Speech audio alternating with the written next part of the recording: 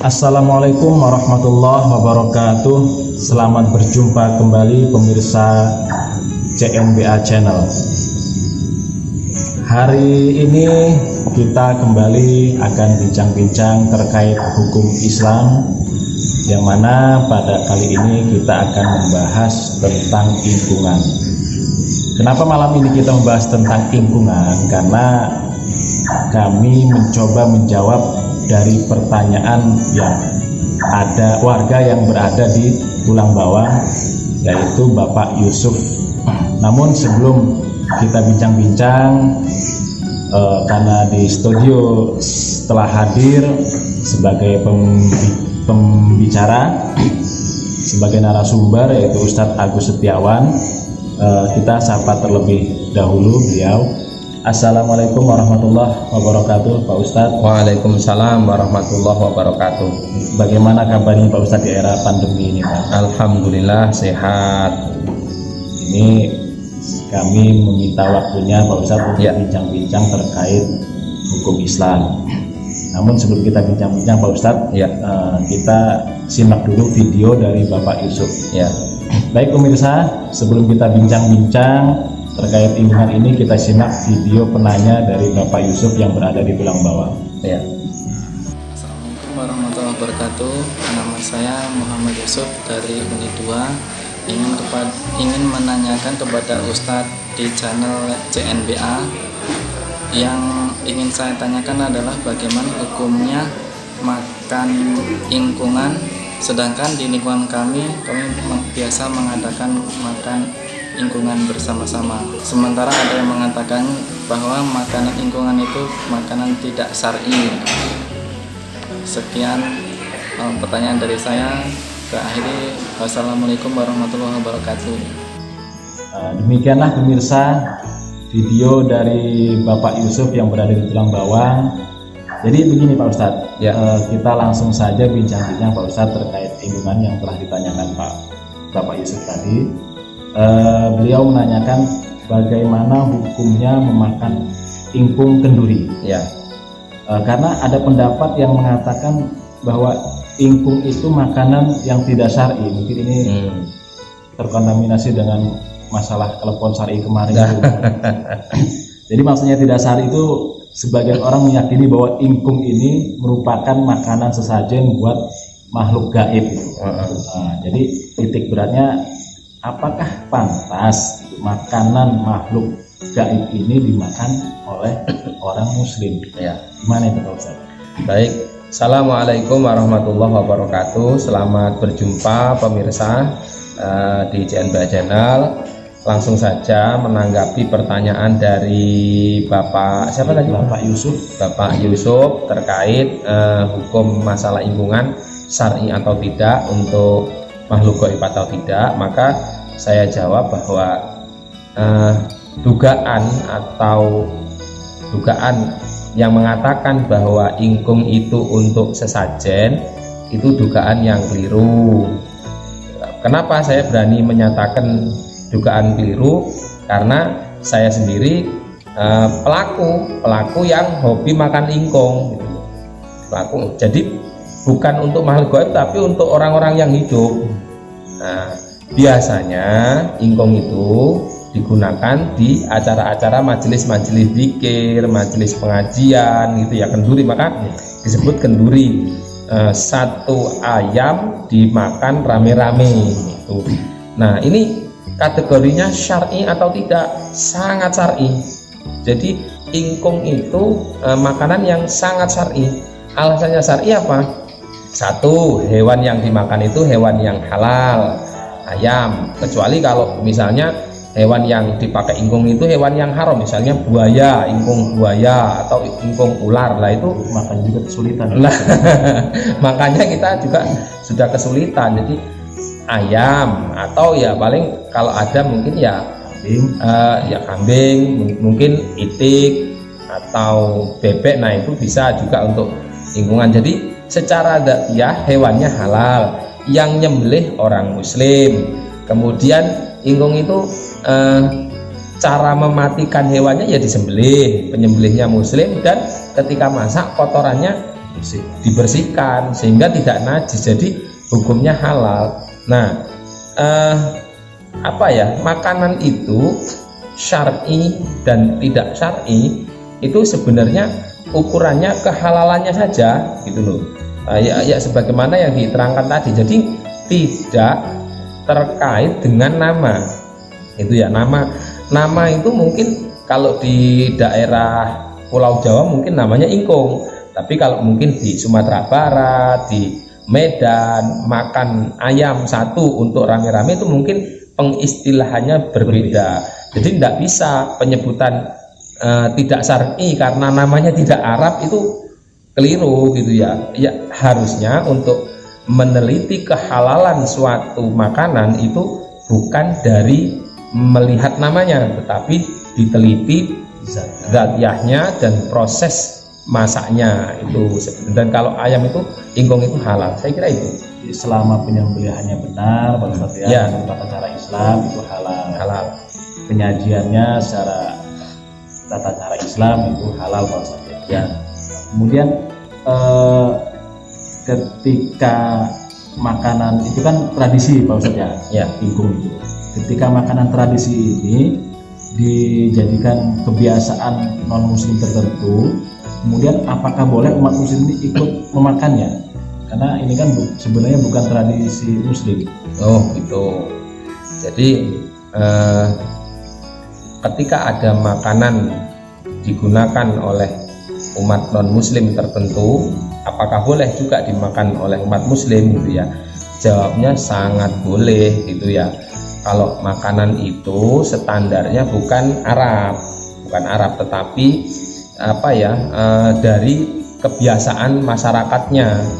Seperti misalnya di Indonesia ini kan sukunya majemuk, agamanya juga majemuk, tapi tradisinya sama dalam hal makanan, nasi misalnya seperti itu. Nah kalau di Arab mungkin ada yang makannya itu gandum, lalu yang gandum dikatakan syar'i, kemudian yang makan nasi dikatakan tidak syar'i, itu ya tidak pas gitu ya.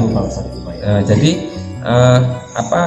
walaupun sama, makanannya sama, menunya sama, bumbunya sama, namanya sama, asal itu hewannya halal, hukumnya ya halal gitu. Kecuali kalau nanti terkait masalah penyembelihan ya, penyembelihan bukan muslim, nah itu lain lagi masalah, saya kira itu. Jadi begini Pak Ustadz, agar masyarakat ini lebih paham terkait masalah ingkungan ini, terutama masyarakat Tulang Bawang, di zaman Rasulullah mungkin ada ingkungan, tapi di Indonesia ini mungkin belum ada. Jadi kita harus memberi penjelasan terkait sejarahnya ingkungan yang kok tiba-tiba ada di Indonesia, atau memang sudah ada sejak zaman Rasulullah. Gimana ya Pak Ustadz? Ya, sebenarnya tujuan sejarahnya ya, kalau ingkungan itu kan dulu nenek moyang kita membuat makanan itu, misalnya dia nggak model makan per orang piring-piring nggak, tapi dia dibuat di nampan misalnya, daun pisang, satu ayam, tapi dimakan rame-rame sehingga berapapun orangnya ya cukup, karena rame-rame. Berbeda kalau dengan piring, mungkin pas nasinya yang dibakul habis, yang terakhir nggak kebagian.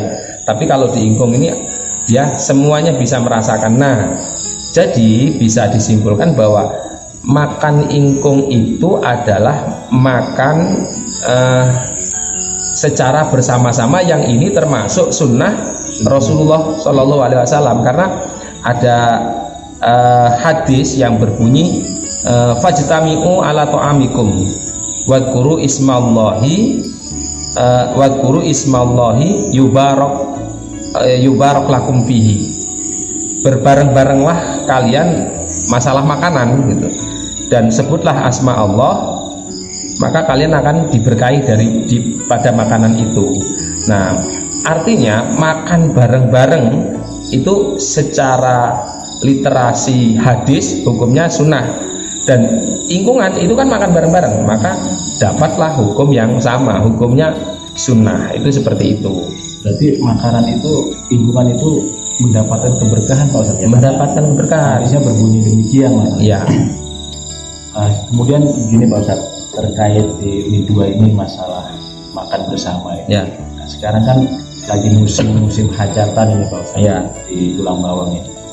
Bagaimana ketika yang hajatan ini non muslim, kemudian diundang seorang muslim ini untuk hadir di pestanya orang non muslim, itu hukumnya bagaimana Pak Ustadz? Yang ditanyakan makan di sana boleh enggak gitu ya. Nah, jadi gini, pemirsa sekalian, penting sekali supaya kita tidak apa namanya salah dalam memberikan persepsi, akhirnya salah dalam berperilaku bertindak juga. Bahwa Indonesia itu negara majemuk, tidak menutup kemungkinan dalam satu RT itu ada orang-orang yang beragama non-muslim. Nah, ketika mereka hajatan, kita diminta bantu untuk rewang. Rewang itu ya ikut membantu kerepotannya, ya bantu, tidak apa-apa. Diminta untuk terima tamu, ya terima tamu. Nah, muncul pertanyaan, bagaimana nanti kalau masalah dikasih makanan? Makanannya halal, gitu.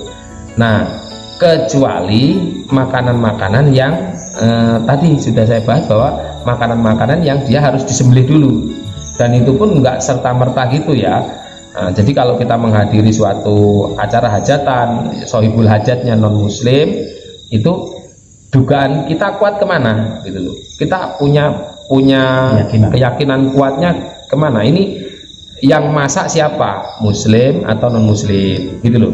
Kalau misalkan yang hajatan itu non muslim tapi yang masak nih orang-orang yang Islam, ya halal gitu ya, halal. Kemudian tapi kalau kita itu apa namanya ragu-ragu, waduh ini anu enggak ya, ya makanlah yang tidak dari makhluk bernyawa.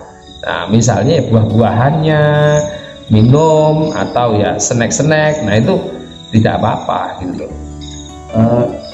Kemudian begini Pak Ustadz, agar tidak salah milih, Ya, apa sih sebenarnya tips-tips untuk memilih makanan itu halal atau haram? bagaimanakah cara mengetahui suatu makanan itu halal atau haram ya? Ini lagi-lagi dibutuhkan pengetahuan. Nah, pengetahuan ini didapatkan dari semisal ngaji. Maka ketika ngaji itu ya dapat lebih lengkapnya. Namun demikian di sini akan coba diuraikan sekilasnya saja ya.